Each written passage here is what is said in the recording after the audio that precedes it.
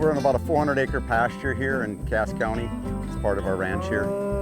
We rent this piece of ground here. We run cow-calf pairs on grass in the summer. This group of cows is cross cows, some Angus and Simmental in here and some Red Angus. There's about 100 cow-calf pairs here. They came here the end of May, and hopefully they'll make it till the end of October before they run out of grass here, and then we'll load them up, ship them out of here. They go back to the owners. We rotate on this 400 acres. We've got about 7 different paddocks that we rotate through. Each one's a little bit different as to how long they stay, but usually in the spring we try to just kind of run them over everything real quick and kind of just knock the tops off, and then second time around they might stay a little longer, but it's just kind of on a rain moisture basis as to how long they stay in each pasture, and just kind of monitor that. Jeff's out here, he's grazing. This is a 160-acre pasture that's broken up into 4 paddocks. I think there's about 70 pair or so out here. He rotates them, following, kind of watching grass growth. If he's got to move early in the season, he's doing 1 to 3 day moves. A little bit later in the year, he's doing weekly moves. In these 4 pastures, they all come to this for water, and then there's a couple 80-acre pastures on each end that have some low ground that we rotate through. The other 2 pastures, there's some dugouts that they drink out of. So Jeff, I know that this is rented ground and you took over management about 4 years ago. Can you tell me what this was prior to you taking this pasture over, and maybe a little bit about the vegetation on site? This ground, I think, 30 years ago they pastured this, and probably for the last 25 years or so they've just hayed it every year. So we started pasturing it 4 years ago, and it's all just native. We haven't interseeded anything, or there's some bird's foot in here, and just kind of perennial cool season grasses. We're moving cows all the time. This is our 4th or 5th year doing rotational grazing, and I know on all of this ground we used to average around 4 to 5 acres per cow calf pair, and since we started rotating, we kind of average around 2.5 to 2 3/4 acres per cow calf pair. So we're running a lot more cows on the same amount of grass, just being more efficient. It's kind of like, I always use an analogy, if you never cut your lawn in the spring, it'd probably grow up to be a foot tall, and then it would just stay there all summer and just seed out. But every time you mow it, it grows and it grows and it grows. So we kind of look at the cows doing the same thing. We're just kind of knocking the tops off and keeping stuff mowed down, and it promotes growth. For us, we get paid by the cow-calf pair per day. So the more efficiently we can use our grass, the more cows we can run, the more money we can make per day.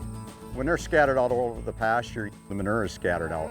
Instead of just letting them have the whole thing, they're going to go eat all the good grass, and the good grass is going to continue to get fertilized, and the poorer grasses are going to continue to be poor. So by making them eat that poorer grass earlier when it's still good, it's a healthier soil, healthier grass. I'll probably wait till this evening, and we're going to move them about a 1/4 mile that way. They're kind of hanging out here now because they came up to get water, but it's fixing to get warm, so they'll probably go shade up somewhere, and then this evening when it cools off, we'll probably move them. A lot of times in the past, there are a lot of folks that just put the cows out on pasture, and they're going out and kind of just finding all that good grass they like, and they leave behind the grass they don't. But through rotational grazing, they can really add some benefit and increase forage. A lot of Jeff's operation got interested in EQIP, Environmental Quality Incentives Program, that helps farmers and producers that are on working lands to make improvements and find ways we can mitigate different resource concerns. And Jeff, he wanted to increase his cow herd, and we were looking like, well, let's see how we can break up these pastures a little bit and manage grass a little bit better. This whole thing is part of our EQIP program. We cross-fenced. We split this 160 right here into 440s with 2 strands of high tensile, and then the watering system, and we've got this on some of our other pastures. So we did a bunch of fencing, watering. We've got about 5,000 feet of pipeline we put in, different tanks. So we're done with all of that, and now this will be our first year into the grazing part of the EQIP.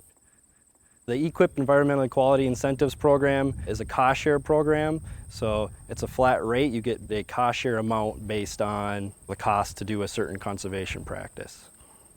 This is the first time I've ever put up high tensile, and I thought it was pretty nice to put up, but it kind of keeps the calves from going through there versus barbed wire. Yeah, I really like this. I'd do it again. So When Jeff was looking at setting up a grazing plan, we were looking at, what type of pump do we want to use? Do we want to run electricity from the power lines, or do you want to look at other methods? And originally we did have that set up, but then he looked at other alternatives and kind of started doing some research and found that, maybe a solar pump might be the best route. Don't have to run power out here, don't have to spend all that money each month. It was more cost effective, less maintenance. He doesn't have to be out here as often looking at cows, just has to come check on them daily. And having the pump close to the water, doesn't have to pump the water as far. It was just simpler, and he just gated it up. And just one spot to check instead of the pump was way over by the road. Instead of running that pipe over to the tank, we just put it right next to each other. It's one spot to check, easy to do. This solar pump here I've had here, this is our second full summer using it. There's a 1,100 gallon tire tank with a 1,100 gallon storage tank above it. The well is right here. You can see the casing right down here, that white casing, 4-inch well. I think this one here is at 100 and some feet deep. The solar panels, there's no batteries, so this pumps will only run during the daytime. But it's a deep well, and then there's a float switch in this top tank, and so it keeps that top tank full, and then there's just a regular ball float. Gravity feeds down, so at night when the sun's gone, it's not pumping water. We go into nighttime with 2,200 gallons of stored water to get through till morning, which we'll never run out. So that's kind of the idea, is not having any batteries. It works outstanding, and we've had no trouble with it. It's pretty reliable. I think this system could probably handle 150 cow-calf pairs pretty easy. I did a lot of research on these solar systems and these pumps, and they can be not very cost effective. There's systems out there that cost a lot of money. This system is as simple and as cost effective as it gets. I researched this for a couple years. This pump is the most cost effective pump that GenPro sells, and it's at 7 gallons a minute is what it pumps. I know that I paid, and this was 2 years ago now, and I'm sure prices went up, but it comes as a kit. It's a turnkey kit. The only thing you have to do is buy the pipe that goes in the ground. And for the panels, the pump, the controller, and everything I needed, I think was just over $2,000. The poly tank on top was just an old tank from an irrigator that we used for nitrogen. So we just cleaned it out and used that, but any poly tank could work. So Jeff, what made you put the water tank and the solar right next to or on top of the tire tank up there? Well, I think for me, not having to put any pipeline in, and I think the biggest reason is that this is a rented pasture. And even though I've got a contract or a lease on it, when that ends, the advantage of not plowing electricity out here, put it in a bunch of water line, pull that pump out of that well casing, I can take my tire tank and I can take everything and leave, and the only thing that's left here is a casing in the ground, and the impact is minimal there. One of the reasons I put the tank on top was just for space, but the other was thinking of some shade in that lower tank. And at one point we were going to put some koi fish or sunfish or something in there to help with the algae, and thinking we maybe wanted some shade, but as it turns out, that water gets slushed through there and there's no algae in there. If you were to do it again, what would you do different? I really like this setup. Of course, hindsight's always 20/20, but if I was to change anything, it would be this paddock. So all 4 of these paddocks come into this water, and we just open the gate to whichever one they're going to. But I wish this area around the water was a little bit bigger. It's about the only thing I would do different here. The solar system, I love that. I wouldn't change anything there. So it's worthwhile to do this, the solar option, the cost of getting electricity out here, the monthly service charge, whether you're using it or not. I figure these systems will pay for themselves in 3 years, just based on the service charge and the electric savings. And that there's no batteries, so there's no maintenance on them. It's a maintenance-free system. To me, if I could have every pasture I own on solar, that'd be my goal. And I hope to get there. The goal is to kind of get rid of all of our stock ponds, especially this year, the last 3 years, the drought. Our stock ponds are low. We've still got some. They're muddy. They're just kind of nasty water, and here they got fresh water constantly, no matter what.